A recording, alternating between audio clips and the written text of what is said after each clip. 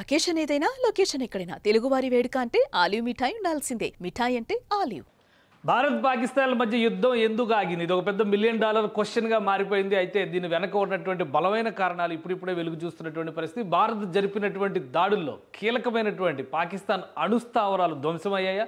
దీని ఫలితంగా radiation leakage సమస్య ఉత్పన్నమవుతుందా? ఈ అంశాన్ని అగ్రరాజ్యం అమెరికా ముందర నివేదించిందా? ఈ క్రమంలోనే భారత్ని ఒప్పించేటువంటి ప్రయత్నం అగ్రరాజ్యం చేసిందా? ఇప్పుడు వస్తున్నటువంటి సోషల్ మీడియా న్యూస్ అలానే కొన్ని అంతర్జాతీయ మీడియాలో వస్తున్నటువంటి కథనాలు ఆసక్తికరంగా మారుతున్నాయి. భారత్ పాకిస్తాన్ల మధ్య యుద్ధం ఆగిపోవడానికి రేడియేషన్ లీకేజ్ సమస్య ప్రధాన కారణం అనేటువంటి అంశాన్ని విశ్లేషిస్తున్నాయి. ఇందులో వాస్తవం ఎంతవరకు ఉంది, చూపిస్తున్నటువంటి ఆధారాలు ఏంటి, ఒకసారి విశ్లేషించేటువంటి ప్రయత్నం చేద్దాం. ఓవరాల్గా జరిగినటువంటి పరిణామాల్ని అనేక సంస్థలు రిపోర్ట్ చేస్తూ వస్తున్నాయి. ఆ క్రమంలోనే పాకిస్తాన్లో జరిగినటువంటి దాడులు, ముఖ్యమైనటువంటి కొన్ని స్థావరాల విషయంలో అణు స్టోరేజ్ ఉన్నటువంటి ప్రదేశాలని భారత సైనిక దళాలు టార్గెట్ చేశాయి. అక్కడ జరిగినటువంటి విధ్వంసం ఫలితంగా ఈ అణు ఇంధనం లీకేజ్ అవుతుంది, రేడియేషన్ సమస్య మొదలవుతుంది అనేది దాని సారాంశం. ఒకసారి దాన్ని విశ్లేషిద్దాం. ఇది ట్రిబ్యూన్లో వచ్చినటువంటి కథనం. ఈ కథనాన్ని బట్టి చూస్తే satellite images show significant damage to pox critical air bases link to it's nuclear capability. అంటే అణు సామర్థ్యానికి సంబంధించి లింక్ చేసినటువంటి కొన్ని ఎయిర్ బేసెస్ని భారత్ అటాక్ చేసింది. వాటి ఫలితంగా కొత్త సమస్యలు వస్తున్నాయి అనేటువంటి సంకేతాలు చూపిస్తున్నాయి. Pakistani bases hit by IAF include Rafiqui air base, Shorkot, అలానే Nur Khan air base Rawalpindi, Murid in Chakwal, Rahimyar Khan, అలానే సుకూర్ అండ్ చునియాన్. ఈ ప్రాంతాల్లో జరిగినటువంటి దాడులు ఇవన్నీ కూడా ఇది పస్రూర్ అండ్ సియాల్కోట్లో ఉండేటువంటి ప్రాంతాలు. ఈ ప్రాంతాల్లో జరిగినటువంటి అటాక్స్ న్యూక్లియర్ ఇంధనం లీకేజ్కి, రేడియేషన్ సమస్యకి దారితీస్తుంది అనేది ప్రధానమైనటువంటి విశ్లేషణ. బిఫోర్ ఆఫ్టర్ పేరుతో కొన్ని ఇమేజెస్ కూడా, శాటిలైట్ ఇమేజెస్ కూడా, ఇది బిఫోర్ ఉన్నటువంటి పరిస్థితి, తర్వాత ఆఫ్టర్ సన్నివేశం. ఇది బిఫోర్ ఉన్నటువంటి సీను, ఇక్కడ చూస్తే ఆఫ్టర్ సన్నివేశం ఇది. సో ఇటువంటి వాటిని చూపించడం ద్వారా ఇది అసలు పస్రూర్ ఎయిర్ డిఫెన్స్ రాడార్, ఈ రాడార్లన్నింటినీ కూడా ధ్వంసం చేశారు. అక్కడ జరుగుతున్నటువంటి అక్కడ ఉన్నటువంటి స్టోరేజ్, అంటే గతంలో తీసుకున్నటువంటి నిర్ణయాల ఫలితంగా వివిధ ప్రాంతాల్లో ఈ న్యూక్లియర్ బాంబ్స్కి సంబంధించి, అణు వార్ హెడ్లకు సంబంధించినటువంటి స్టోరేజ్ ఉన్న ప్రాంతాలు ఉన్నాయి. ఎందుకంటే వీటిని స్టోర్ చేసేటువంటి క్రమంలో చాలా జాగ్రత్తలు తీసుకుంటారు. ఇలాంటి కథనాలే మరికొన్ని కూడా ఉన్నాయి. అలానే US department of energy deploys air craft to Pakistan. ఎందుకు పంపించింది, ఎయిర్ క్రాఫ్ట్ని ఎందుకు పంపించింది, అది కూడా ఎనర్జీ డిపార్ట్మెంట్ ఎందుకు పంపించింది అనే దాని మీద ఈ కథనం ఉంది. ఖచ్చితంగా ఇక్కడ న్యూక్లియర్ లీకేజ్ అనేది జరుగుతుంది. ఇక్కడ ఈ సైట్స్ చూస్తే కనుక పాక్ పారామిలిటరీ సైట్స్ కొన్నిటి పేరు లిస్ట్ కూడా ఇచ్చారు. ఈ కథనంలో కూడా nuclear sites, Pakistani paramilitary and nuclear sites including Nur Khan, Sargodha, అలానే జాకోబాబాద్, ఇంకోటి భోలారి అండ్ కిరాణా హిల్స్. ఈ ప్రాంతాల్లో జరిగినటువంటి స్ట్రైక్స్ వీటికి సంబంధించి, కిరాణా హిల్స్లో చాలా పెద్ద స్టోరేజ్ ఉంది. కొండ దిగువ ప్రాంతంలో న్యూక్లియర్ వార్ హెడ్స్ని పాకిస్తాన్ స్టోర్ చేసింది. అవసరమైనటువంటి సందర్భంలో దానికి అనుబంధంగా ఉన్నటువంటి ఎయిర్ బేస్ నుంచి ఎక్కడికి కావాలంటే అక్కడికి షిఫ్ట్ చేసి అక్కడి నుంచి ప్రయోగించేందుకు కావాల్సినటువంటి వ్యవస్థలు ఏర్పాటు చేసుకోవాలనుకుంది. నూర్ ఖాన్ ఎయిర్ బేస్ దీనికి సమీపంలో ఉండేటువంటి ప్రదేశం. దీనికి సంబంధించినటువంటి కొన్ని దృశ్యాలు కూడా వెలుగు చూసినాయి. ఇక్కడే అణు ఇంధనానికి సంబంధించినటువంటి ఆధారాలు ఉన్నాయి లేదా స్టోరేజ్ ఉంది అనడానికి ఆధారాలు ఏంటి అనే దానికి కూడా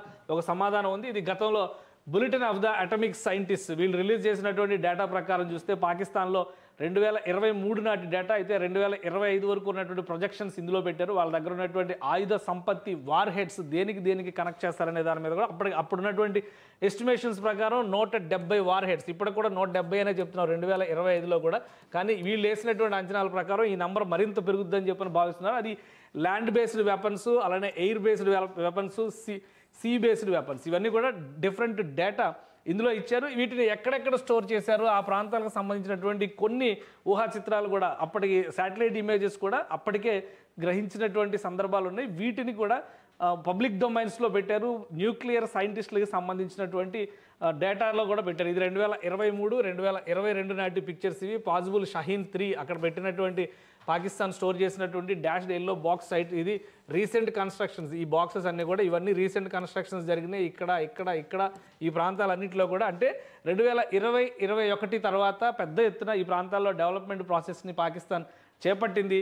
నేషనల్ డెవలప్మెంట్ కాంప్లెక్స్ పేరుతో ఈ ప్రాంతాలన్నింటిలో కూడా న్యూక్లియర్ ఇంధనానికి, న్యూక్లియర్ వార్ఫేర్కి సంబంధించినటువంటి ఆయుధ సామాగ్రిని పాకిస్తాన్ పొందుపరిచింది. వీటన్నిటిపైన కూడా అంతర్జాతీయ సమాజం నిఘా ఉంది. సో ఇన్ని జరుగుతున్న సందర్భంలో నిజంగానే అక్కడ జరిగినటువంటి నూర్ ఖాన్ ఎయిర్ బేస్లో జరిగినటువంటి ఉత్పాతం లేదా అటాక్, భారతదేశం చేసినటువంటి అటాక్ చాలా తీవ్రమైనటువంటి అటాక్గా మనం చూడాల్సి ఉంటుందా?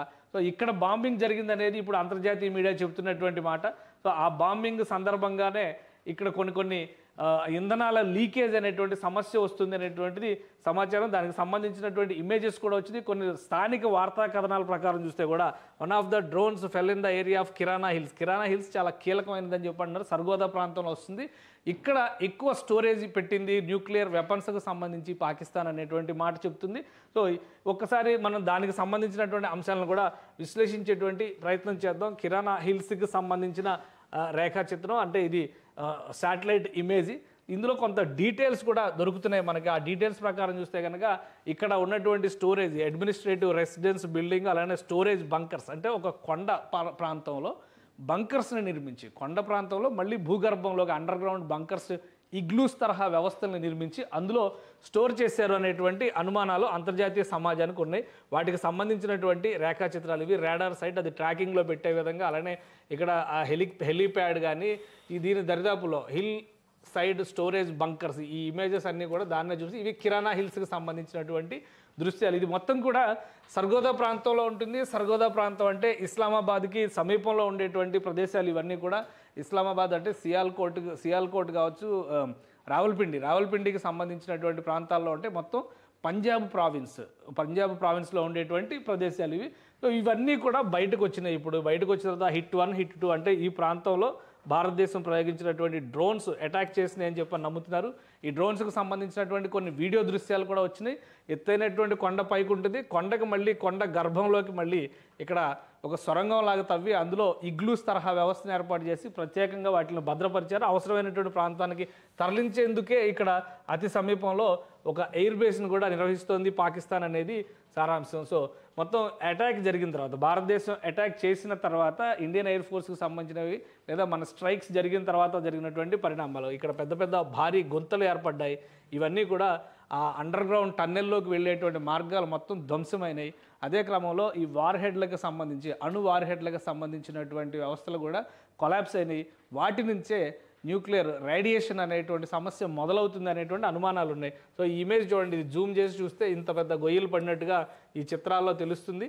సో ఇవి ఖచ్చితంగా ఈ టన్నెల్ ఎంట్రన్సెస్ కావచ్చు అనేటువంటి అనుమానాలు ఉన్నాయి. ఇది మొత్తం కూడా కిరాణా హిల్స్కి సంబంధించి సర్గోదా ప్రాంతంలో జరిగినటువంటి దృశ్యాలు. సో వీటి వలన ఇప్పుడు ఆందోళన చెందుతున్నటువంటి పరిస్థితి ఉంది పాకిస్తాన్. ఒకవేళ రేడియేషన్ సమస్య అంటూ వస్తే, ఇప్పుడు న్యూక్లియర్ బాంబు వేరే దేశం మీద వేస్తే హ్యాపీగా ఉంటుంది, కానీ వాళ్ళ దేశంలోనే పేలితే మొత్తం అక్కడ ఉన్నటువంటి వ్యవస్థలన్నీ కూడా సర్వనాశనం అయ్యేటువంటి ప్రమాదం ఉంటుంది.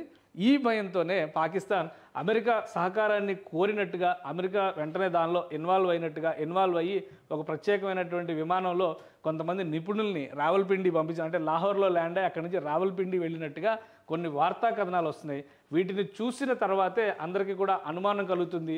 ఈ ప్రాంతంలో యుద్ధం ఆగిపోవడానికి ప్రధానమైనటువంటి కారణం న్యూక్లియర్ లీకేజ్ సమస్య, అంటే రేడియేషన్ సమస్య ఉత్పన్నం కావడమే పాకిస్తాన్ ఆందోళనకు ప్రధానమైనటువంటి కారణం. భారతదేశంతో యుద్ధం చేయాలనే ఉత్సాహం బహుశా ఉండవచ్చు, ఎందుకంటే వాళ్ళు సంబరాలు చేస్తున్నటువంటి తీరు చూస్తే. కానీ అక్కడ లీకేజ్ అవుతున్నటువంటి సమస్య కనుక పెద్ద సమస్యగా మారితే ఆ ప్రాంతాలన్నీ కూడా విపత్తులో కూరుకుపోయేటువంటి ప్రమాదం ఉంటుంది. కాబట్టి అంతర్జాతీయ సమాజం సహకారం కోరేటువంటి క్రమంలోనే అగ్రరాజ్యం దౌత్యాన్ని, మీడియేషన్ని పాకిస్తాన్ ప్రోత్సహించింది. అలానే అగ్రరాజ్యం పెట్టినటువంటి కండిషన్స్ని అంగీకరించి ముందుగా భారతదేశంతో కాల్పుల విరమణ ప్రతిపాదనని పాకిస్తాన్ చేసినట్టుగా భావిస్తున్నారు. ఈజిప్ట్ నుంచి కూడా ఒక స్పెషల్ టీమ్ ఈ రేడియేషన్ సమస్యను పరిష్కరించడం కోసం ప్రత్యేక విమానంలో వెళ్తున్నట్టుగా తెలుస్తుంది.